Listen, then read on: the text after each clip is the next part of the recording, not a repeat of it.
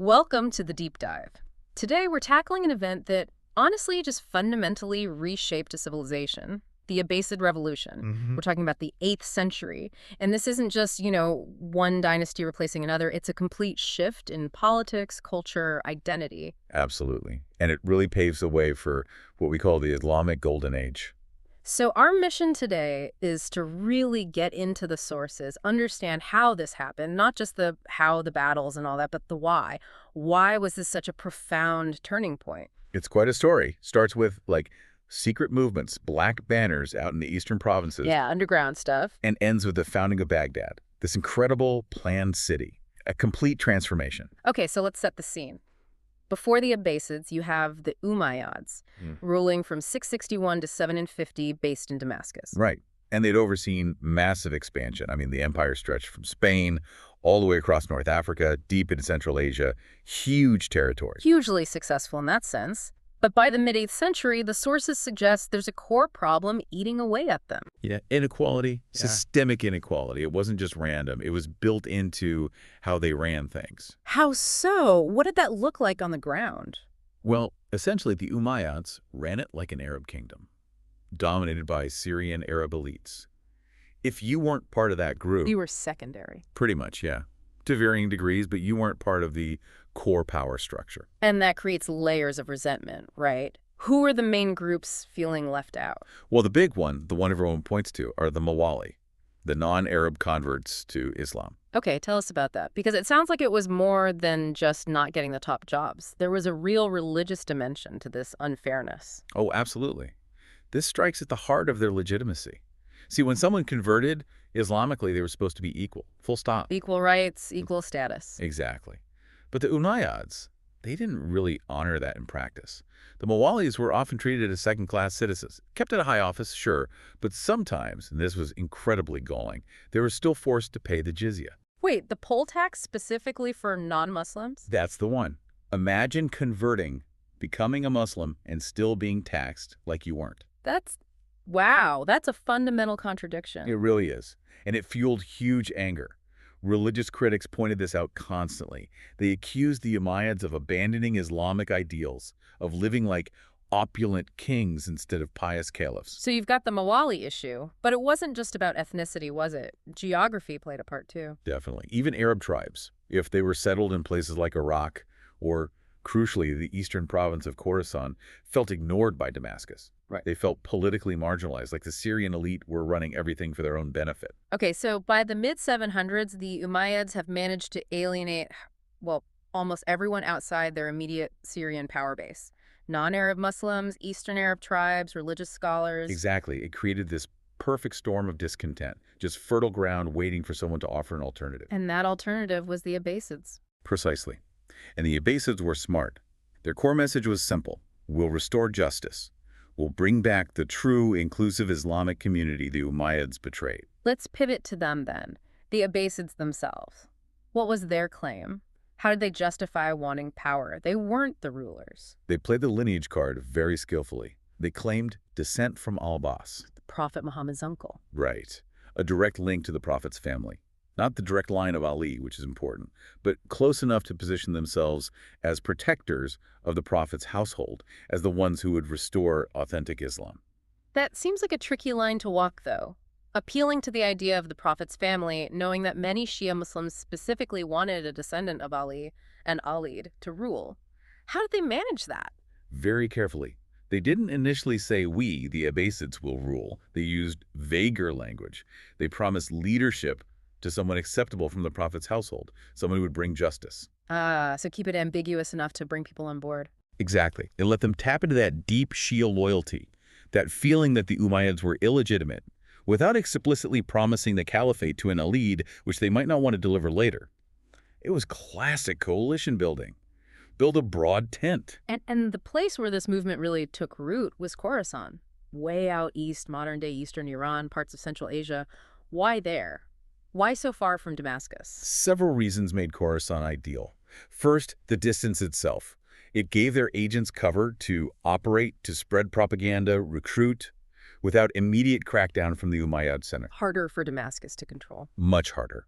Second, and maybe more importantly, Khorasan had huge populations of those disaffected Mawali, Persians, Central Asians, people who felt the sting of Umayyad discrimination most acutely. They were ready for change. So fertile ground and distance, and their methods were initially quite secretive. Oh yeah, very much underground.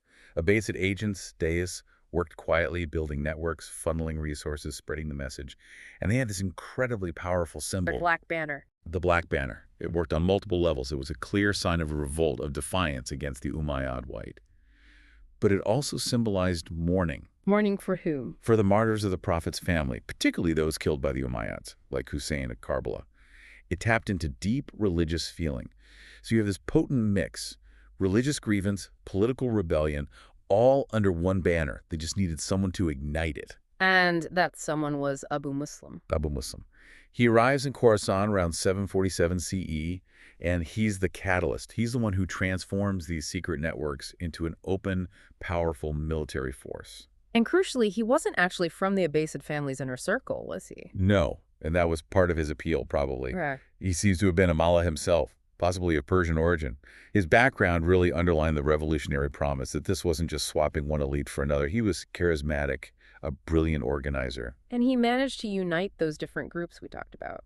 That was his genius. He brought together the Persians, the other Mawali, and those disgruntled Arab tribes from the east, forged them into a single, motivated, multi-ethnic army. That unified force must have been formidable. It absolutely overwhelmed the Umayyad forces, which were maybe more centrally controlled, but lacked that broad base of support and likely that revolutionary zeal. So the army marches west. Where does it all come to a head? The decisive battle is the Battle of the Zab. That's in January 750 CE up in northern Iraq. The Umayyad Caliph Marwan II meets them there. Yes, Marwan II brought his army, but the Abbasid momentum, that coalition Abu Muslim built, it just couldn't be stopped. The Umayyad army was crushed. And Marwan II? He fled, tried to escape, was pursued across Syria down into Egypt. Right. But they caught up with him, he was killed, and just like that, nearly 100 years of Umayyad rule in the east, gone. A swift and total military victory. But consolidating that power, making sure the old guard couldn't return, that required something more, didn't it? It did. And it led to one of the most infamous events of the transition, the so-called Banquet of Blood. Right. Sources describe this pretty chillingly. What exactly happened? Well, the Abbasids, or their commanders, invited a large group of surviving Umayyad family members, maybe 70 or 80 of them, to a banquet in Damascus, supposedly under the promise of reconciliation or amnesty. And then, during the meal, they were all killed, slaughtered. Some accounts say they laid carpets over the dying and continued the feast. Good heavens. Was that pure revenge, or was there a cold strategy behind it? Probably both. But strategically, it was utterly ruthless and effective. It sent an unmistakable message across the empire. The Umayyads are finished. There's no going back. Don't even think about resisting. No possibility of a rival claimant emerging. Exactly. Eliminate the threat completely. But there was one famous survivor, wasn't there? One Umayyad prince who got away. Yes, the exception that proves the rule, almost. Abd al-Rahman, a young prince who managed a truly incredible escape. Fled the massacre, made his way across North Africa, dodging Abbasid agents the whole way. An amazing story in itself. It really is. He eventually reached Andalus, Spain, where Umayyad influence was still strong and distant from Abbasid control. And there he established a new Umayyad state, the Emirate of Cordoba. So the dynasty was extinguished in the east, but it lived on in Spain for centuries. That's right, thanks to Abd al-Rahman's escape. Okay, so back in the east, the Abbasids have wiped out the old dynasty. They control the heartlands. But they can't rule from Damascus, can they? The symbolism is all wrong. No, absolutely not. Damascus was the Umayyad city. Ruling from there would constantly echo the regime they'd just overthrown. They needed a new center, a new symbol. And that leads to Baghdad. That leads to Baghdad, Yeah. founded by the Caliph al-Mansur in 762 CE. And the move itself, shifting the capital from Syria to Iraq, was monumental. Why Iraq? Why specifically that location? It placed the capital much closer to the Persian heartlands, closer to Khorasan, where their strongest base of support had been. It was a clear signal that the empire's center of gravity had shifted eastward. It acknowledged the crucial role played by Persians and other Easterners in the revolution. And the city itself, Baghdad, wasn't just plopped down. It was designed, purpose-built. Oh, incredibly so. It was conceived as the round city, Medinat al-Salam, the city of peace.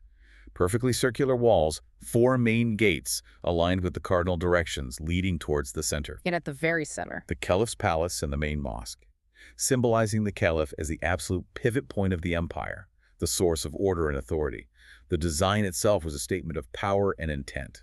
this move, this new city, it really brings us to the core legacy of the revolution, doesn't it? The massive transformation it unleashed. Absolutely. This is where you see the shift from what was effectively an Arab empire under the Umayyads. Dominated by that Syrian Arab elite. Right, to something much broader, a truly cosmopolitan Islamic empire. How did that manifest? What changed in practice? Inclusion became institutionalized.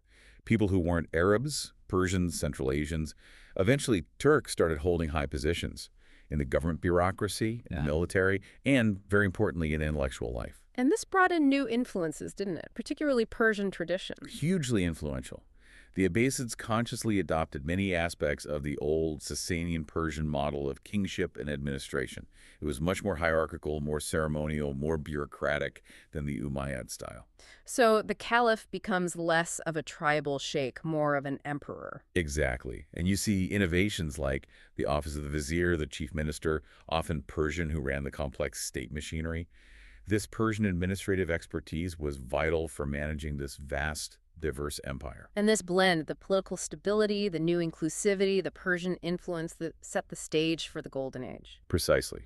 With the empire more stable internally and with a deliberate focus shifting away from constant external conquest towards administration and culture, the caliph started investing heavily in knowledge. The translation movement. The Great Translation movement, centered in Baghdad, especially at institutions like the House of Wisdom.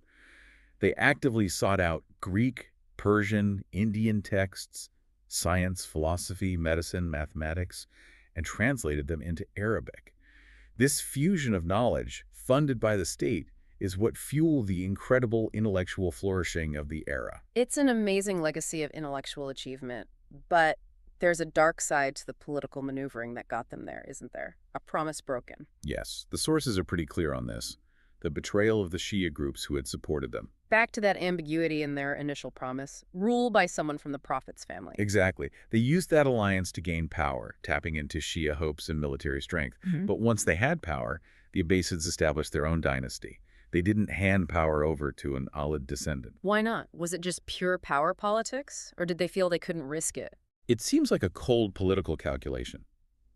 Installing an Alid caliph would mean establishing a dynasty based on a different claim to legitimacy, one the Abbasids couldn't fully control. To secure their own family's rule for the long term, they had to sideline the Alids. And the reaction from the Shia groups? Anger. Betrayal. It led to immediate uprisings, which the Abbasids then suppressed, often quite brutally. So instead of healing the rift over leadership that dated back to the very beginning of Islam, they actually deepened it. Tragically, yes. By claiming legitimacy through the Prophet's family, but then rejecting the Alid line specifically and suppressing their followers, the Abbasids cemented the Sunni-Shia divide in a new politicized way. So summing up, the Abbasid Revolution. It's this incredibly violent strategic earthquake. It succeeds in overthrowing an unequal system. It does. It makes the empire far more inclusive, culturally richer, intellectually vibrant. It brings non-Arabs, especially Persians, into the heart of power and culture, creating the conditions for the Golden Age. It solved the Mawali problem, largely. But here's the final thought.